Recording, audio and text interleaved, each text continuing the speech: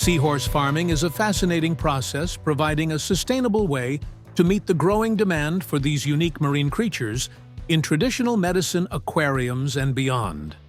As the demand for seahorses continues to rise, for traditional medicine, aquariums, specialized farms offer a responsible alternative to wild harvesting. Today, we'll take you inside a seahorse farm to uncover the incredible techniques used to breed, raise, and care for these delicate marine animals. Let's explore the wacky world of seahorses with these fun facts. Did you know there are over 40 different kinds of seahorses? And some of them look so similar it can be hard to tell them apart, especially since they're camouflage experts. Seahorses are usually monogamous, which means they often pair up for life. One of the most fascinating things about seahorses is male. Seahorses carry the baby during reproduction.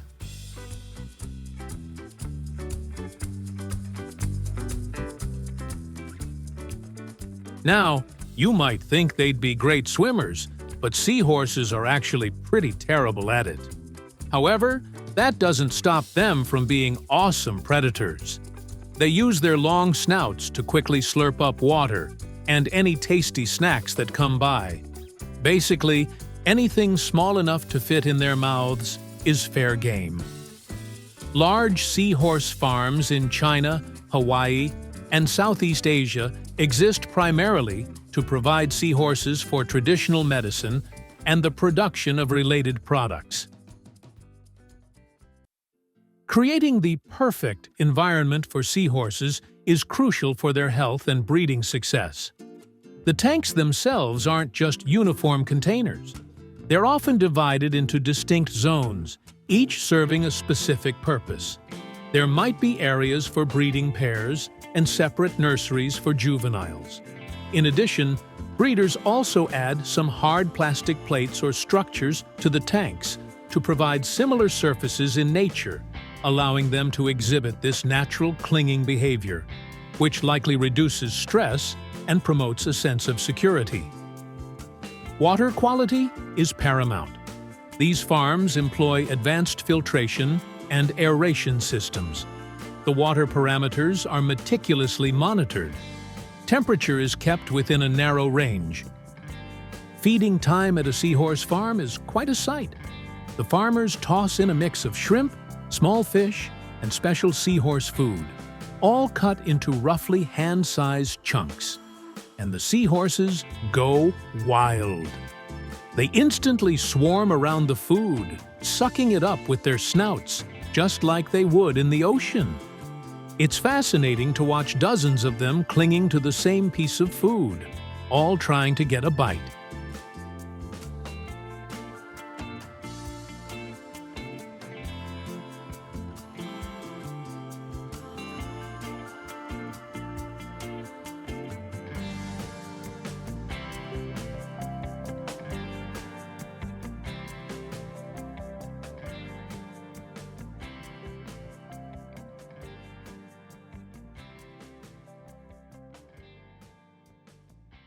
Seahorses have a pretty amazing way of finding a mate. They put on quite a show, a courtship dance that can go on for days. Think synchronized swimming, dazzling color changes, and even twirling their tails together.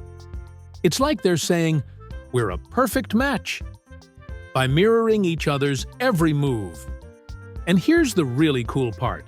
The female lays dozens, sometimes hundreds of eggs in a pouch on the male's belly. It's called a brood pouch, kind of like a kangaroo's. And here's the really cool part. It's the male seahorse who takes care of the babies. The male carries those eggs for up to 45 days until they're ready to hatch. Once they're born, the little seahorses are moved to special tanks with just the right conditions. Baby seahorses are tiny. We're talking just 2 to 12 millimeters long, but they're basically miniature versions of their parents. Right from the get-go, they're on their own. No parental care here. They have to drift around, finding food for themselves. In the wild, their survival rate is incredibly low. Less than 1% of baby seahorses actually make it to adulthood. But the ones that do grow fast, they can reach their full size in just a few months.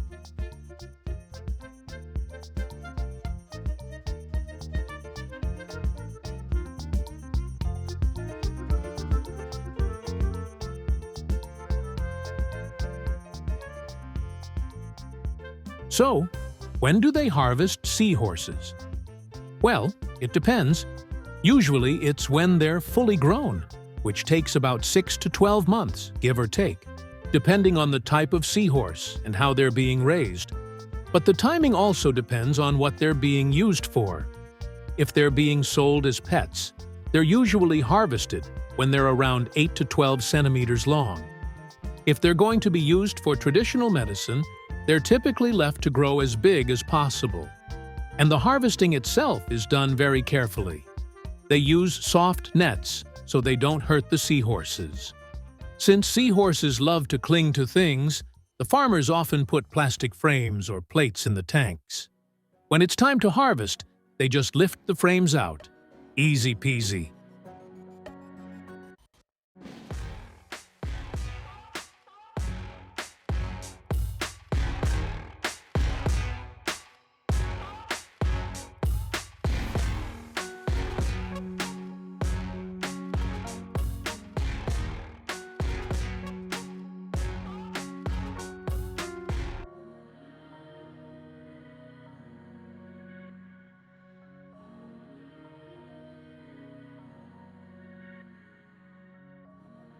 One common way to eat seahorses is to cook them into a soup.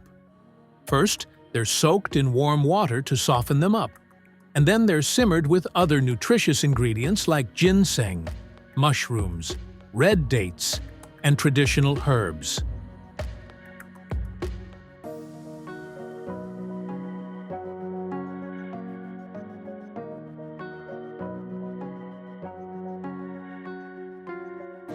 Additionally, these creatures can also become the main character of crispy fried dishes or be added to porridge as an ingredient.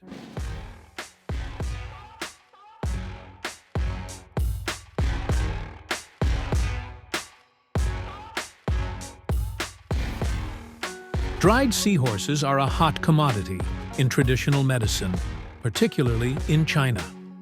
Traditional Chinese medicine believes seahorses can boost vitality, improve kidney function, strengthen the immune system, and address men's health issues.